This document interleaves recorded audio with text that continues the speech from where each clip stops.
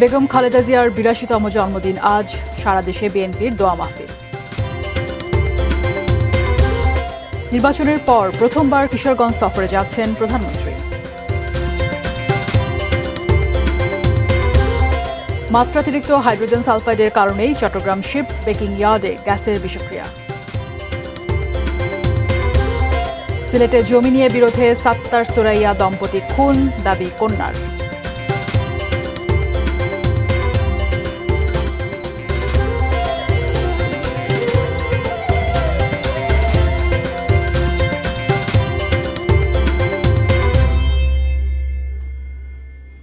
দেখছেন ATN news. দেশের খবরে সবাইকে আমন্ত্রণ জানাচ্ছি, আমি ফাইজা রাহলা। এতক্ষণ গুরুত্বপূর্ণ খবরের শিরোনামগুলো শুনছিলেন নাসির সিনটেক্স গ্রুপের সৌজন্যে। এবারে পুরো খবর। সারা দেশে বিভিন্ন কর্মসূচিতে পালিত হচ্ছে সাবেক প্রধানমন্ত্রী ও বিএনপির সাবেক চেয়ারপারসন বেগম খালেদা জিয়ার ৮২তম জন্মবার্ষিকী। মসজিদে মসজিদে আয়োজন করা হচ্ছে বিশেষ দোয়া মাহফিলের। দুপুরে চট্টগ্রাম নগরীতে বিএনপির দলীয় কার্যালয়ে নাসিমন ভবনের পাশের মসজিদে বেগম খালেদা জিয়ার জন্মবার্ষিকী পালনে দোয়া ও মিলাদ মাহফিলের আয়োজন করে মহানগর বিএনপি। এছাড়া কাট্টলী এলাকায় আলহাজ মোস্তফা হাকিম ওয়েলফেয়ার ফাউন্ডেশন পরিচালিত বেগম খালেদা জিয়ার অবৈতনিক প্রাথমিক বিদ্যালয়ের শিক্ষক শিক্ষার্থীরা কোরআন খতম ও দোয়া মাহফিলের আয়োজন করেন। দুপুরে খুলনা মহানগরীর কেডি ঘোষ রোডে দলীয় কার্যালয়ে খুলনা জেলা ও মহানগর বিএনপির যৌথ উদ্যোগে দোয়া মাহফিলের আয়োজন করা হয়। এতে প্রয়াত বেগম খালেদা জিয়ার রুহের মাগফিরাত কামনা এবং দেশ ও জাতির শান্তি কামনা করে বিশেষ দোয়া করা হয়। আলোচনা সভা ও দোয়া মোনাজাতের মধ্য দিয়ে দুপুরে বরিশাল নগরীর অশ্বিনী কুমার টাউন হলে দেশনেত্রী বেগম খালেদা জিয়ার কর্ম ও জীবনের উপরে আলোচনা করেন নেতাকর্মীরা। পরে দোয়া ও বিশেষ মোনাজাত অনুষ্ঠিত হয়। সকালে গোপালগঞ্জের কোটালীপাড়া উপজেলা শিল্পকলা একাডেমি চত্বরে আলোচনা সভা অনুষ্ঠিত হয়। পরে বেগম খালেদা জিয়ার রুহের মাগফিরাত কামনায় দোয়া ও মোনাজাত করা হয়। এছাড়া জামালপুর ও চাঁপাইনবাবগঞ্জে মরহুমার আত্মার শান্তি কামনা করে বিশেষ দোয়া ও মোনাজাত অনুষ্ঠিত হয়।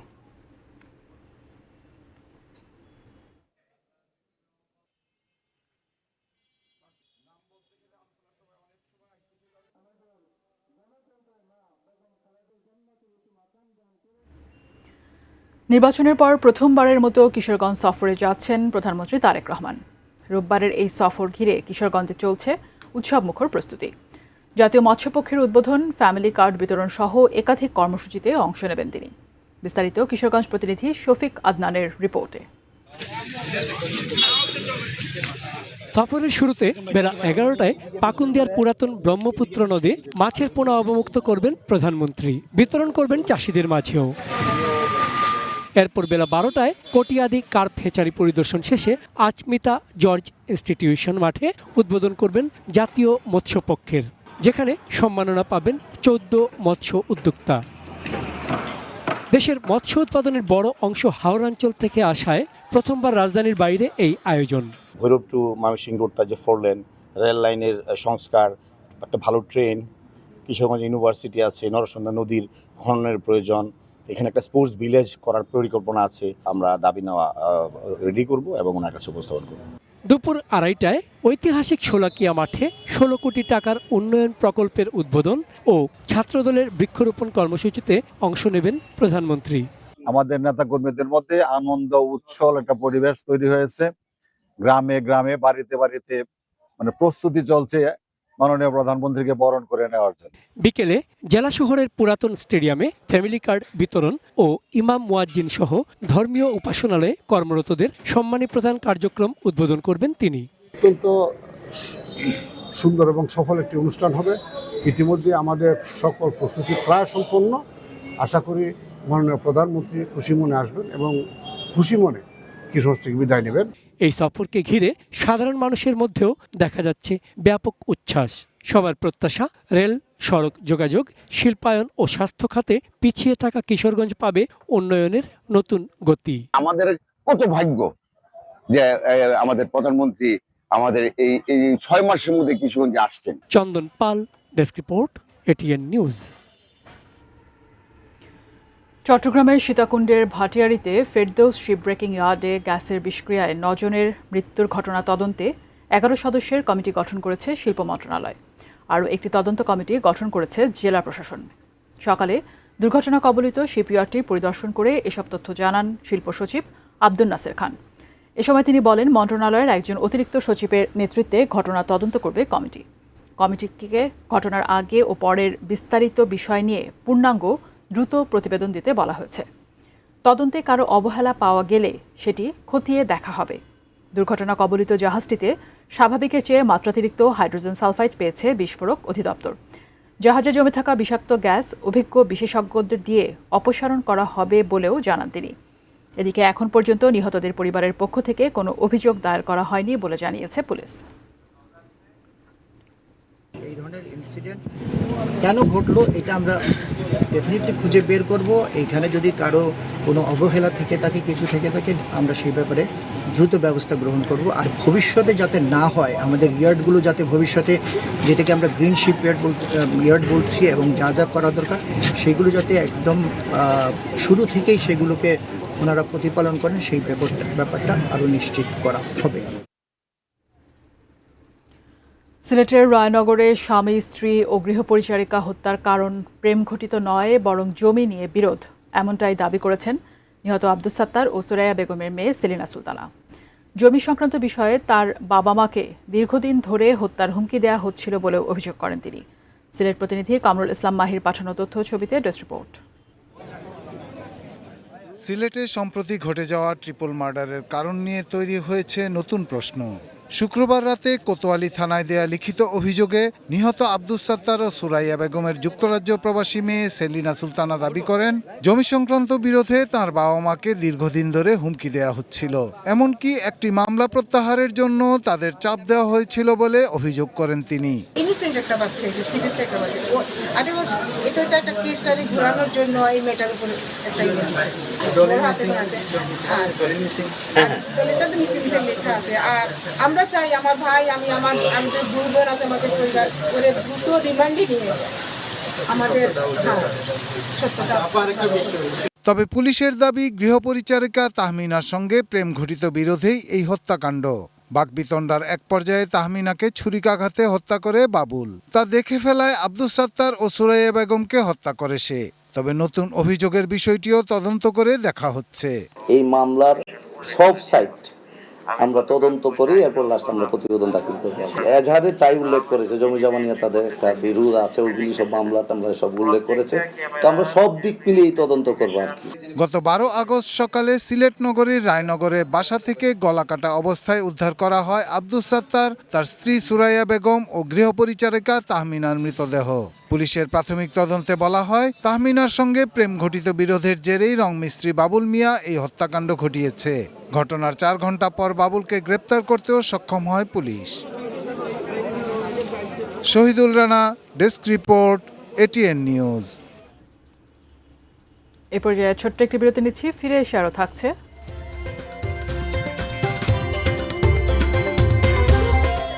মাদারীপুরের কালকিনিতে হাতবোমা বিস্ফোরণে মাদ্রাসার 4 ছাত্রী আহত, মেহেরপুরের 3 স্থানে হাতবোমা উদ্ধার। জয়পুরহাট ও ধামরায়ে চোর সন্দেহে গণপিটুনিতে 2 যুবক নিহত।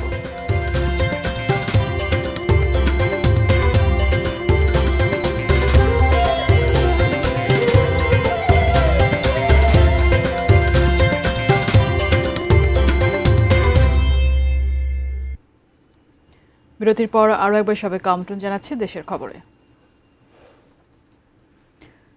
জ্বালানি টার্মিনালের সক্ষমতা বৃদ্ধি ও নতুন কূপ খনন হলে গ্যাস সমস্যার সমাধান হবে। সেজন্য 2 বছর সময় দরকার বলে জানিয়েছেন বাণিজ্য ও শিল্পমন্ত্রী খন্দকার আব্দুল মুক্তাদির। দুপুরে সিলেট অঞ্চলের কৃষি উন্নয়ন প্রকল্পের আওতায় 2026-27 অর্থ বছরের জেলা পর্যায়ে বার্ষিক কর্মপরিকল্পনা প্রণয়ন ও বিগত বছরের বাস্তবায়ন মূল্যায়ন বিষয়ক এক কর্মশালা শেষে সাংবাদিকদের প্রশ্নের জবাবে একথা বলেন তিনি। বর্তমান সরকার দায়িত্ব নেওয়ার পরে এই কূপ খননে আমাদের দেশের মাটির নিচে থেকে গ্যাস এক্সপ্লোরেশনের জন্য হাইয়েস্ট প্রায়োরিটি সেট করেছে, সর্বোচ্চ অগ্রাধিকার দিয়েছে। আমদানি করে যে গ্যাসটা আনি এলএনজি, সেটার পরিমাণ বাড়ান, সেটার পরিমাণ ইচ্ছা করলেও কেউ বাড়াতে পারবে না যতক্ষণ না আরও এফএসআরইউ ইনস্টল করা হয়। নতুন এফএসআরইউ ইনস্টল করা, পাইপলাইন সেট করা, এবং এটা করার জন্য 2 বছর সময় দরকার। কক্সবাজারের মহেশখালীতে ভাসমান সামিট ও এক্সিলারেট এনার্জির এলএনজি টার্মিনাল থেকে গ্যাস সরবরাহ শুরু হয়েছে। ফলে শনিবার ভোর থেকে জাতীয় গ্রিডে আগের চেয়ে গ্যাসের সরবরাহ বেড়েছে। সকালে সামিট থেকে প্রায় 460 মিলিয়ন ঘনফুট এবং এক্সিলারেট থেকে প্রায় 300 মিলিয়ন ঘনফুট গ্যাস সরবরাহ করা হয়। এতে জাতীয় গ্রিডে দেশীয় গ্যাস সহ মোট সরবরাহ বেড়ে প্রায় 2400 মিলিয়ন ঘনফুটে দাঁড়িয়েছে। পেট্রোবাংলা থেকে পাঠানো এক বিজ্ঞপ্তিতে এই তথ্য জানানো হয়। এর আগে গতকাল শুক্রবার বিকেলে কারিগরি সমস্যার কারণে এক্সিলারেটের টার্মিনাল পুরোপুরি বন্ধ হয়ে যায়। তখন জাতীয় গ্রিডে গ্যাস সরবরাহ নেমে আসে প্রায় 1650 মিলিয়ন ঘনফুটে। পরে সামিট থেকে সরবরাহ শুরু হলে পরিস্থিতির কিছুটা উন্নতি হয়। সামিট থেকে বর্তমানে দৈনিক প্রায় 460 মিলিয়ন ঘনফুট গ্যাস সরবরাহ করা হচ্ছে, যা পর্যায়ক্রমে 500 মিলিয়ন ঘনফুটে উন্নীত হবে বলে ধারণা করা হচ্ছে।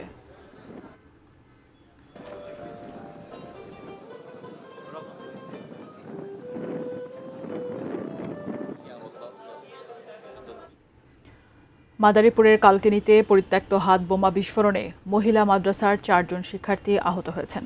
তাদের মধ্যে আবিদা আক্তার নামে এক শিক্ষার্থীর অবস্থা আশঙ্কাজনক হওয়ায় তাকে ঢাকার একটি হাসপাতালে ভর্তি করা হয়েছে। সকালে কালকিনি পৌরসভার গোপালপুর দারুসুন্নাহ মহিলা মাদ্রাসায় এই দুর্ঘটনা ঘটে। পুলিশ ও স্থানীয়রা জানান, মাদ্রাসা সীমানার মধ্যে এক পরিবারের বসতঘরের সামনে স্কচ টেপ মোড়ানো একটি কৌটা দেখতে পান কয়েকজন শিক্ষার্থী। কৌতূহলবশত তারা কৌটাটি হাতে নিলে বিকট শব্দে সেটি বিস্ফোরিত হয়। এতে 4 জন শিক্ষার্থী আহত হন। পরে স্থানীয়রা তাদেরকে উদ্ধার করে কালকিনি থেকে মাদারীপুর 250 শয্যা জেলা হাসপাতালে ভর্তি করে। গুরুতর আহত আবিদা নামে এক শিক্ষার্থীকে উন্নত চিকিৎসার জন্য ঢাকায় আনা হয়েছে। কালকিনি থানার ওসি জহিরুল আলম জানান, বোমাটির উৎস অনুসন্ধানে তদন্ত চলছে।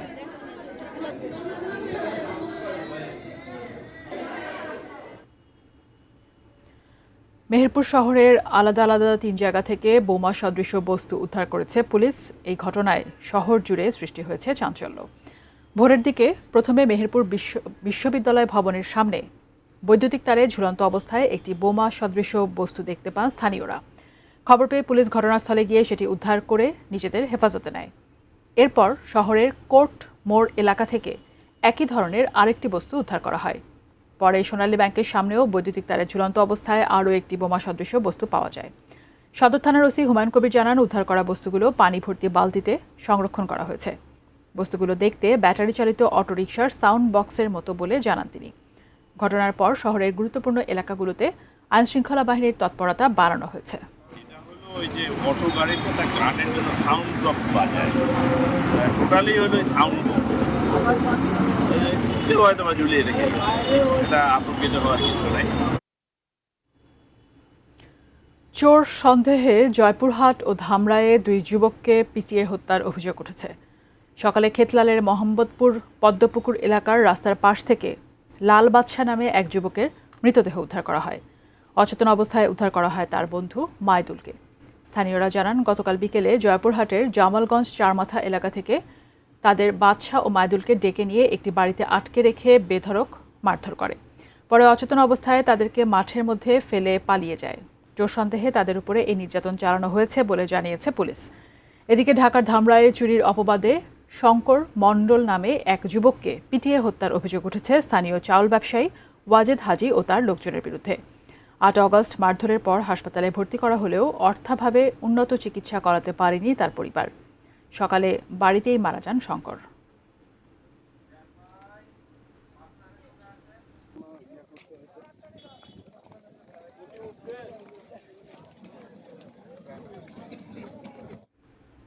ছোট্ট একটি বিরতি নিচ্ছি, সাথেই থাকুন।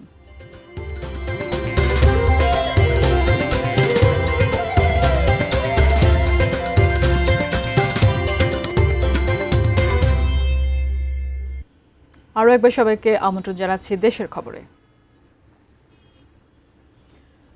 ভারতের স্বাধীনতা দিবস উপলক্ষে সরকারি ছুটি থাকায় বেনাপোল পেট্রাপোল স্থলবন্দরে আমদানি রপ্তানি বাণিজ্য বন্ধ রয়েছে আজ। তবে দুদেশের মধ্যে পাসপোর্টধারী যাত্রীদের যাতায়াত স্বাভাবিক রয়েছে। বিষয়টি নিশ্চিত করেছেন বেনাপোল স্থলবন্দরের ভারপ্রাপ্ত পরিচালক রুহুল আমিন।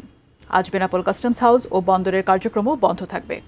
আগামীকাল সকাল থেকে আবারও স্বাভাবিকভাবে বাণিজ্যিক কার্যক্রম শুরু হবে বলে জানান তিনি।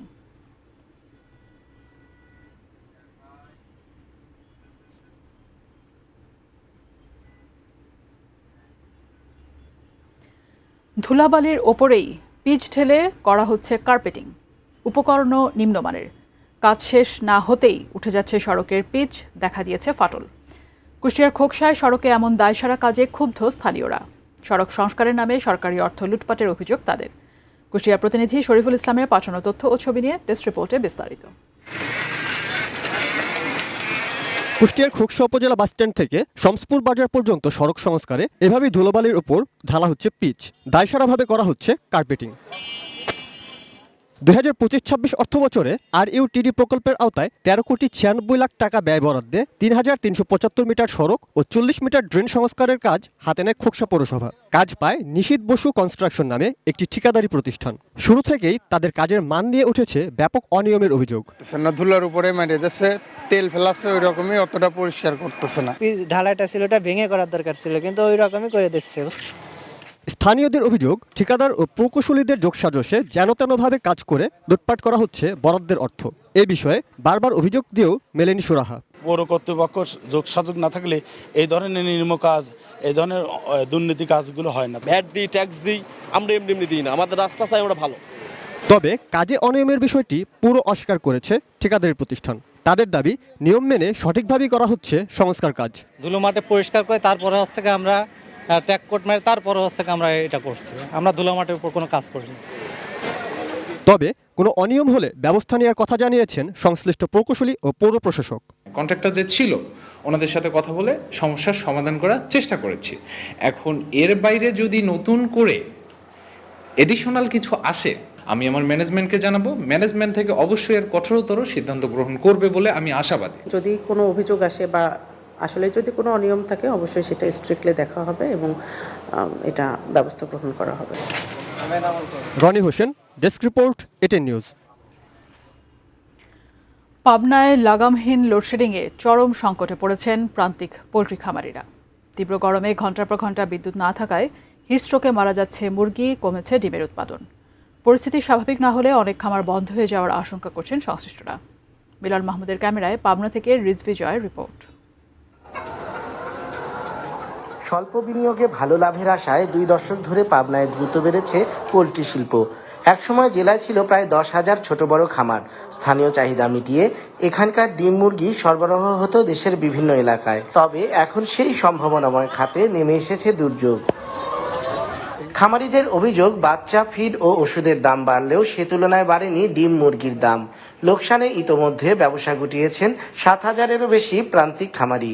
এর মধ্যে নতুন করে সংকট বাড়িয়েছে ভয়াবহ লোডশেডিং। 1000 মুরগির ডিম হয়তো মনে করেন যে আমার 32 কেজি, এখন কমতে নেবে আজ 24 কেজি থাকবে। কারেন্টও ঠিক থাকে না, খাবারও খায় না, মুরগিও মারা যাচ্ছে।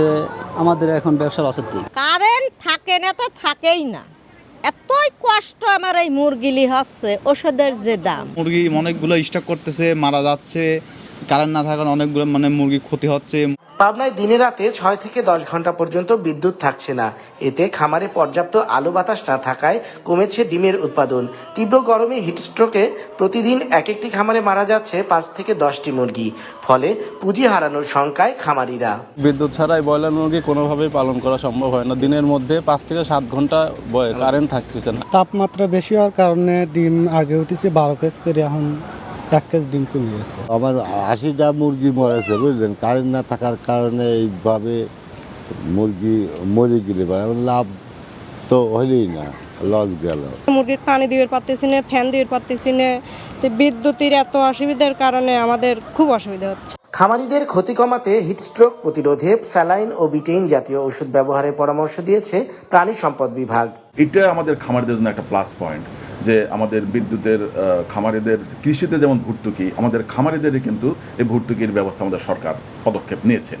বর্তমানে পাবনায় নিবন্ধিত ও অনিবন্ধিত মিলিয়ে লেয়ার ব্রয়লার ও সোনালী জাতের 3043টি খামার রয়েছে।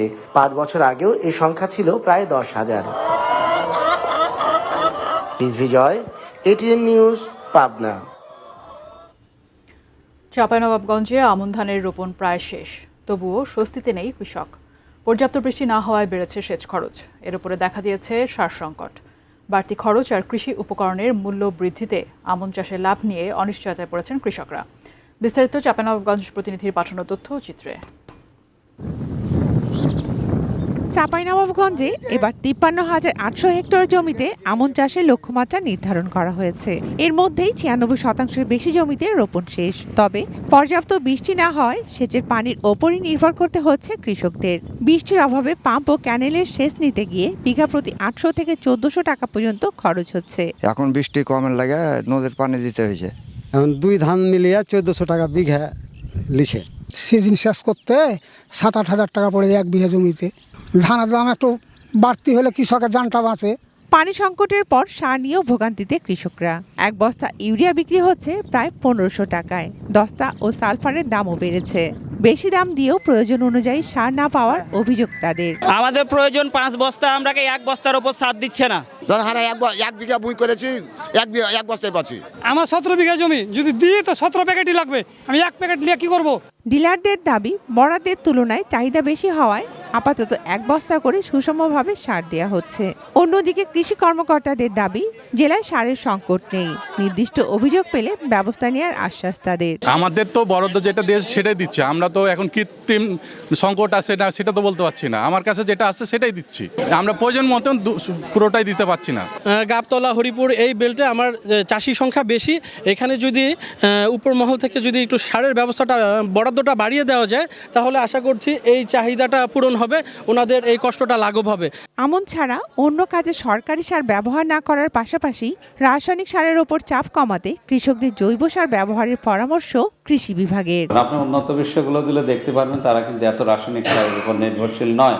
তারা কিন্তু প্রচুর পরিমাণে সেখানে অর্গানিক ম্যাটার দেয় এবং তাদের ফসলের কিন্তু মান এবং গুণ দেখা যায় যে অনেক ক্ষেত্রেই কিন্তু ভালো হয়। Shakil Aziz, desk report, ATN news. শেষ করব দেশের খবর, তার আগে নাসির সিনটেক্স গ্রুপের সৌজন্যে সংবাদ শিরোনামগুলো দেখে নেব আরেকবার। বেগম খালেদা জিয়ার 82তম জন্মদিন আজ, সারা দেশে বিএনপির দোয়া মাহফিল। নির্বাচনের পর প্রথমবার কিশোরগঞ্জ সফরে যাচ্ছেন প্রধানমন্ত্রী। মাত্রাতিরিক্ত হাইড্রোজেন সালফাইডের কারণেই চট্টগ্রাম শিপ ব্রেকিং ইয়ার্ডে গ্যাসের বিষক্রিয়া। সিলেটে জমি নিয়ে বিরোধে সাত্তার সুরাইয়া দম্পতি খুন, দাবি কন্যার। মাদারীপুরের কালকিনিতে হাতবোমা বিস্ফোরণে মাদ্রাসার 4 ছাত্রী আহত, মেহেরপুরের 3 স্থানে হাতবোমা উদ্ধার। জয়পুরহাট ও ধামরায়ে চোর সন্দেহে গণপিটুনিতে 2 যুবক নিহত।